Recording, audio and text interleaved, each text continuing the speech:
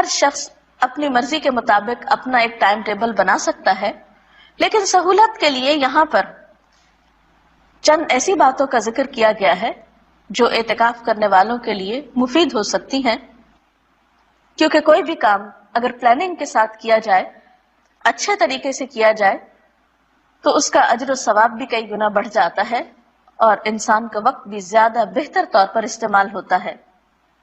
نمونے کا ایک ٹائم ٹیبل حاضر خدمت ہے۔ مثلا دن کا آغاز صبح اٹھنے سے ہوتا ہے۔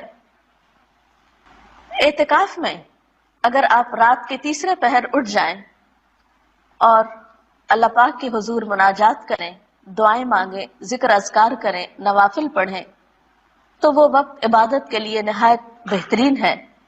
حضرت ابو ہریرہ رضی اللہ تعالی عنہ سے روایت ہے کہ رسول اللہ صلی اللہ علیہ وسلم نے فرمایا، ہمارا رب جب آخر تہائی حصہ رات کا باقی رہ جاتا ہے تو آسمان دنیا پر اترتا ہے اور فرماتا ہے، کون مجھ سے دعا کرتا ہے کہ میں اس کی دعا قبول کروں؟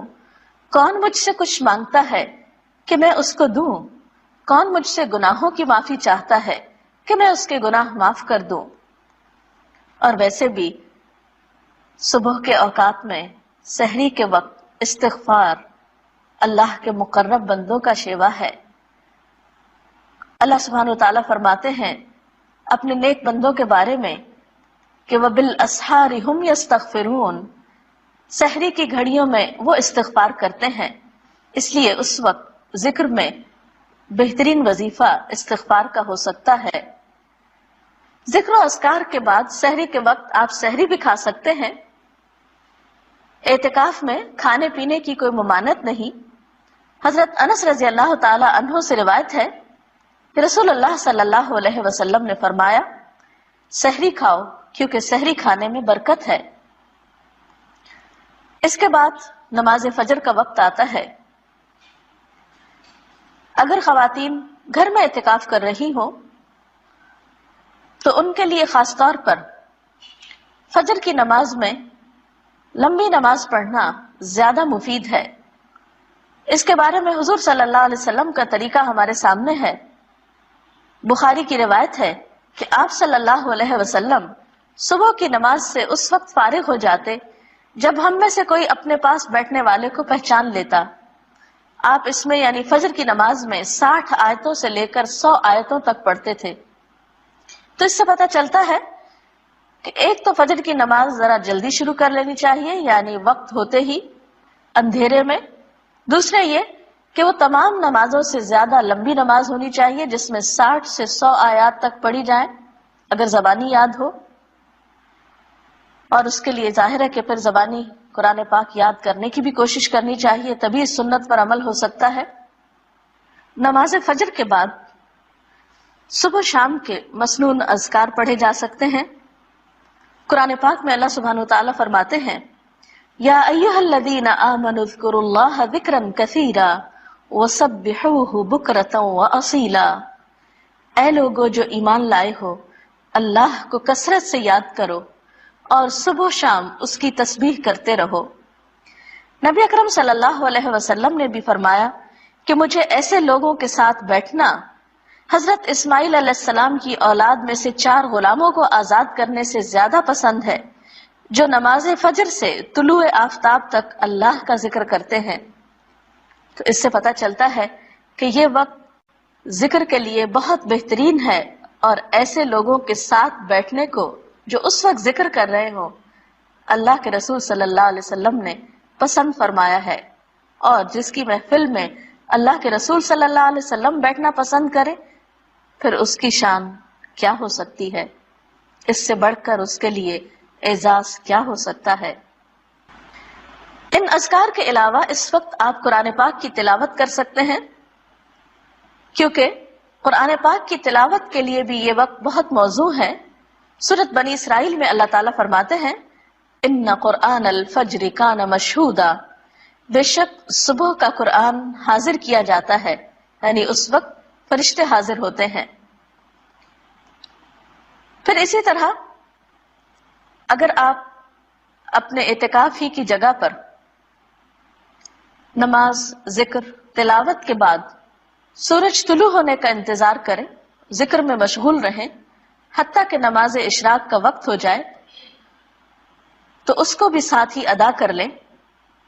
हजरत अनस रजी अल्लाह ताला अन्हु से रिवायत है कि रसूलुल्लाह सल्लल्लाहु अलैहि वसल्लम ने फरमाया, जिस आदमी ने फजर की नमाज जमात से पढ़ी, फिर सूरज तुलू होने तक बैठकर अल्लाह का जिक्र करता रहा और 2 रकत नमाज अदा की, यानी इशराक की नमाज, उसे एक हज और एक उम्रे का सवाब मिलेगा।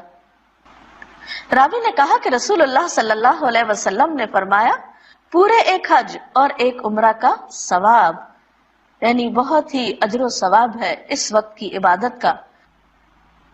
इशराक के नवाफिल के बाद अगर आप अपने एतिकाफी की जगह पर बैठकर मजीद कुछ कुरान पाक वगैरह पढ़ना चाहें तो ऐसा भी आप कर सकते हैं और फिर मजीद नवाफिल भी पढ़ सकते हैं, क्योंकि हुजूर सल्लल्लाहु अलैहि वसल्लम ने फरमाया, अल्लाह ताला इरशाद फरमाता है, ए आदम के बेटे, दिन के शुरू में मेरे लिए 4 रकत नमाज अदा कर, मैं तेरे सारे कामों के लिए काफी हो जाऊंगा।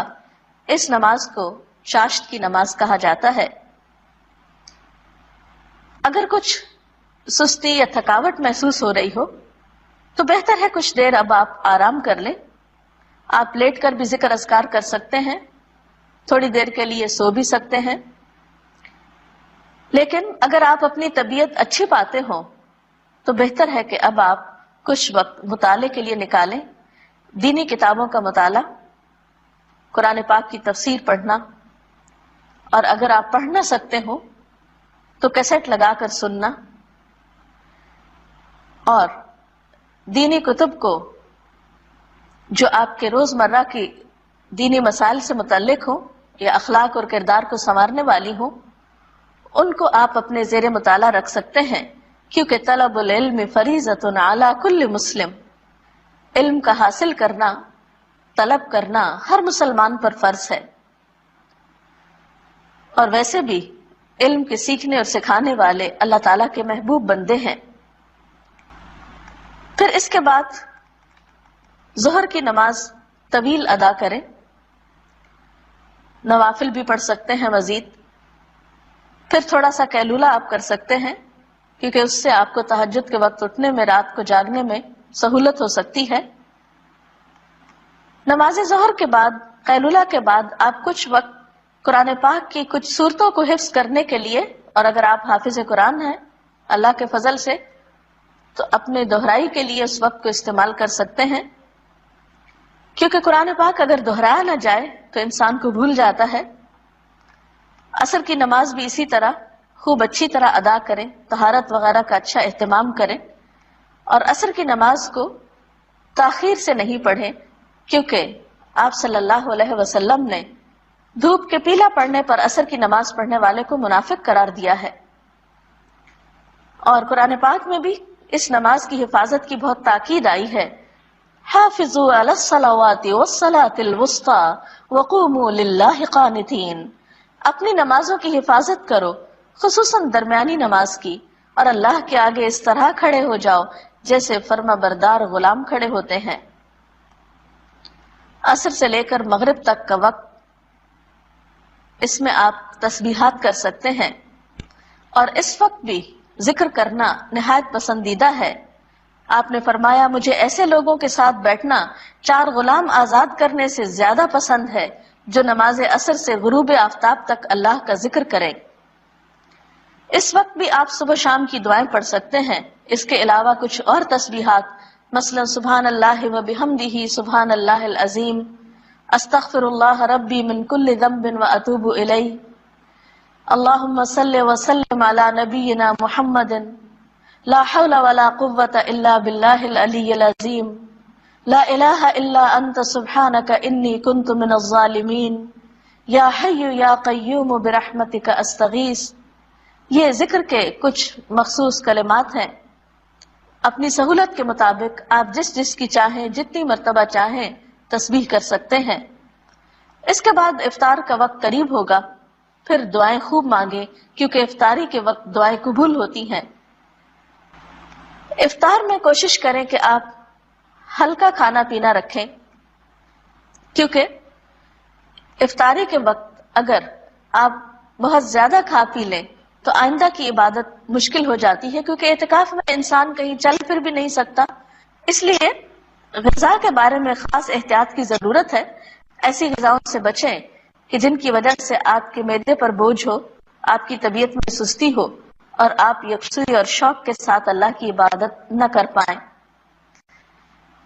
نماز مغرب میں خوب دل لگا کر خشوع و خضوع کے ساتھ نماز ادا کریں.